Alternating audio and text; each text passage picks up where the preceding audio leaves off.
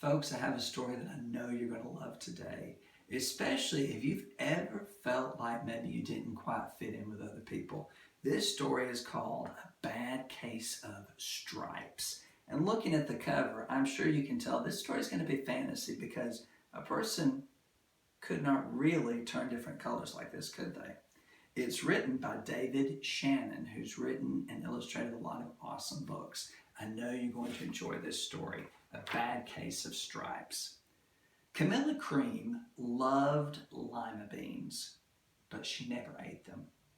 All of her friends hated lima beans, and she wanted to fit in.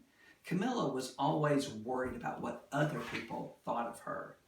Today, she was fretting even more than usual. It was her first day of school and she couldn't decide what to wear. There were so many people to impress. She tried on 42 outfits, but none seemed quite right. She finally put on a pretty red dress and looked in the mirror, and then she screamed. Wow, David Shannon has already got my attention because I'm wondering what in the world did she see that made her scream? Her mother ran into the room and she screamed too. "Oh my heavens," she cried. "You're completely covered with stripes." That was certainly true. Camilla was striped from head to toe and she looked like a rainbow. Mrs. Cream felt Camilla's forehead. "Do you feel all right?" she asked. "I feel fine," said Camilla, "but just look at me." "You get back in bed this instant," her mother ordered. "You're not going to school today." Camilla was relieved. Whew. She didn't want to miss the first day of school, but she was afraid the other kids would say all sorts of things to her, and she had no idea what to wear with all those crazy stripes. That afternoon, Dr. Bumble came to visit Camilla. "Most extraordinary," he said. "I've never seen anything like it. Are you having any coughs, sneezes, runny nose, aches, pains, chills, hot flashes, dizziness, drowsiness, shortness of breath, or uncontrollable twitching?" "No," said Camilla. "I feel fine." "Well then," said Dr. Bumble, turning to Mrs. Cream, "I don't see any reason why she shouldn't go to school tomorrow. Here's some ointment to clear up those stripes in a few days. If it doesn't, you know where to reach me." And off he went. The next day was a disaster. Everyone at school laughed at Camilla. They called her Camilla Crayon and Night of the Living Lollipop. She tried her best to act as if everything were okay. But when the class said the Pledge of Allegiance, her stripes turned red, white, and blue, and she broke out in stars. I bet she is not feeling very happy about that, is she? And notice how all the other kids are looking at her with their mouths up and like, "Oh, what do you suppose they're thinking?" The other kids thought it was great. One yelled out, "Let's see some purple polka dots." Sure enough, Camilla turned all purple polka dotty. Someone else yelled, "Checkerboard!" and a pattern of squares appeared on her skin. Soon, everyone was calling out different shapes and colors, and poor Camilla was changing faster than you can change the channels on a TV. Poor Camilla. She doesn't look very happy. The other kids are all laughing like they enjoy it, but she doesn't seem to be enjoying it at all. That night, Mr. Harms, the school principal, called. "I'm sorry, Mrs. Cream. I'm going to have to ask you to keep Camilla home from school. She's just too much of a distraction, and I've been getting calls from other parents. They're afraid those stripes might be contagious." Camilla was so embarrassed. She couldn't believe that 2 days ago, everyone had liked her. Now nobody wanted to be in the same room as her. Her father tried to make her feel better. "Is there anything I can get for you, sweetheart?" he asked. "No, thank you," sighed Camilla. What she really wanted was a nice plate of lima beans, but she'd been laughed at enough for one day. "Well, yes, I see," Dr. Bumble mumbled as Mr. Cream phoned him the next day. "I think I'd better bring in the specialist. We'll be right over." An hour later, Dr. Bumble arrived with 4 people in long white coats.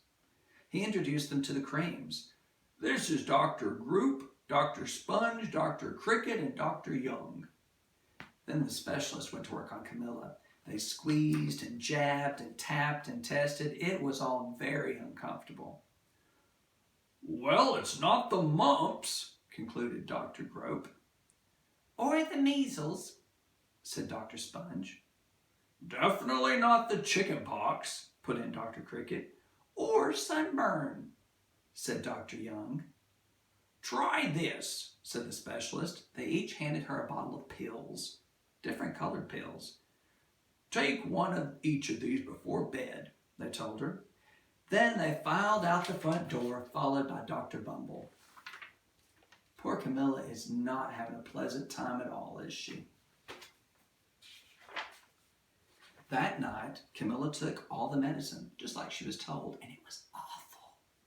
When she woke up the next morning, she did feel different. But when she got dressed, her clothes didn't fit right. She looked in the mirror, and there, staring back at her, was a giant, multicolored pill with her face on it. Got rid of the stripes, but now she looks like a giant pill. Dr. Bumble rushed back over as soon as Mrs. Cream called. But this time, instead of the specialist, he brought in the experts. Dr. Gord and Dr. Mellon were the finest scientific minds in the land. And once again, Camilla was poked and prodded, looked at and listened to. The experts wrote down lots of numbers. Then they huddled together and whispered. Dr. Gord finally spoke. "It might be a virus," he announced with authority, and suddenly fuzzy little virus balls appeared all over Camilla. "Or possibly some form of bacteria," said Dr. Mellon, and out popped squiggly little bacteria tails. "Or it could be a fungus," added Dr. Gord, and instantly Camilla was covered with different colored fungus blotches. The experts looked at Camilla, they looked at each other, and they said, "We need to run these numbers again and go back to the lab. We'll call you when we know something." But the experts didn't have a clue, much less a cure. By now, the TV news had found out about Camilla. Reporters from every channel were outside her house telling the story of the bizarre case of the incredible changing kid. Soon, a huge crowd was in front of her house. I don't think Camilla's going to be very happy with this, is she? The creams were swapped for all kinds of remedies, from psychologists, allergists, herbalists, nutritionalists, psychics, an old medicine man, a guru, and even a veterinarian. Each so-called cure only added to poor Camilla's strange appearance until it was hard to even recognize her. She sprouted roots and berries and crystals and feathers and a long furry tail. Nothing seemed to work.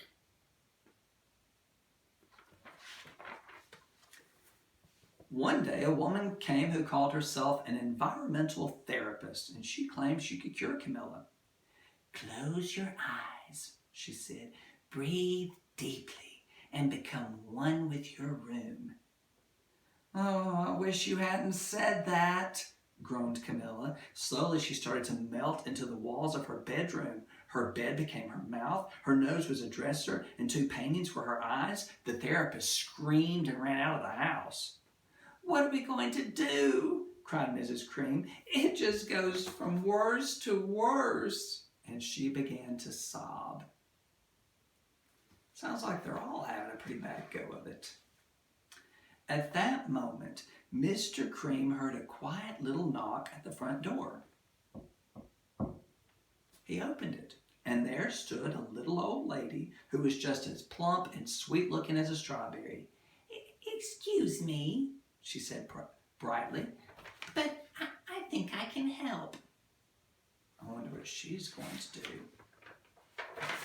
She went into Camilla's room and looked around. "My goodness," she said with a shake of her head. "What we have here is a bad case of stripes, one of the worst I've ever seen." She pulled a container of small green beans from her bag. "Here, this might do the trick." "Are those magic beans?" asked Mr. Cream. "Oh, no. Oh, my, no," said the kind old woman. There's no such thing.